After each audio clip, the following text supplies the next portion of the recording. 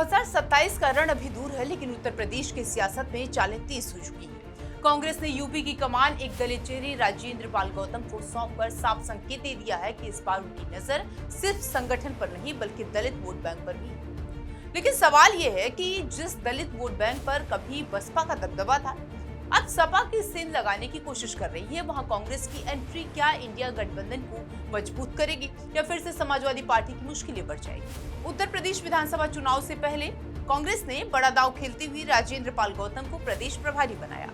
दलित समाज से आने वाले गौतम की नियुक्ति को महज संगठनात्मक बदलाव नहीं बल्कि सामाजिक समीकरण साधने की रणनीति माना जा रहा है। प्रभावी बनते ही गौतम ने ये बता दिया, साफ कर दिया कि समाजवादी पार्टी के साथ गठबंधन होगा तो बराबरी के सम्मान के साथ होगा। उन्होंने ये भी कहा कि गठबंधन पर अंतिम फैसला पार्टी आलाकमान करेगा और कांग्रेस गांव-गांव तक अपना संगठन मजबूत करेगी। राजेंद्र पाल गौतम का एक बयान अब चर्चा का विषय बना हुआ है। उन्होंने कहा कि अगर बसपा प्रमुख मायावती बुलाएंगी तो वो उनसे मिलने जरूर जाएंगे क्योंकि वो उनका सम्मान करते हैं। इस बयान ने राजनीतिक हलकों में नए कयासों को जन्म दे दिया है। हालांकि कांग्रेस और समाजवादी पार्टी दोनों ही इंडिया गठबंधन का हिस्सा है, लेकिन गौतम के इस बयान ने सीट बंटवारे और भविष्य की रणनीति को लेकर के सवाल खड़े कर दिए। दरअसल कांग्रेस इस बार सिर्फ गठबंधन के भरोसे चुनाव नहीं लड़ना चाहती। पार्टी की कोशिश है कि विधानसभा चुनाव में मिले बेहतर प्रदर्शन को विधानसभा तक ले जाया जाए। इसी वजह से कांग्रेस अब दलित, अगड़ा और अल्पसंख्यक वोटों का नया राजनीतिक समीकरण तैयार करने में जुटी हुई है।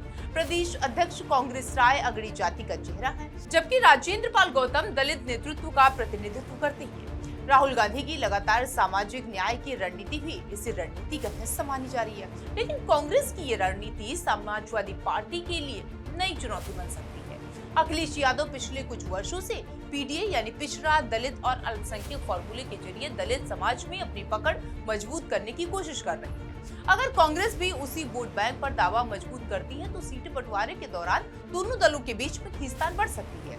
यानी सवाल सिर्फ संगठन का नहीं बल्कि नेतृत्व और राजनीतिक स्पेस का भी। 2024 के लोकसभा चुनाव में कांग्रेस और समाजवादी पार्टी को गठबंधन का फायदा मिला था। दोनों दलों ने मिलकर 80 में से तकरीबन 40 के आसपास की जो सीटें थी उस पर जीत दर्ज की थी।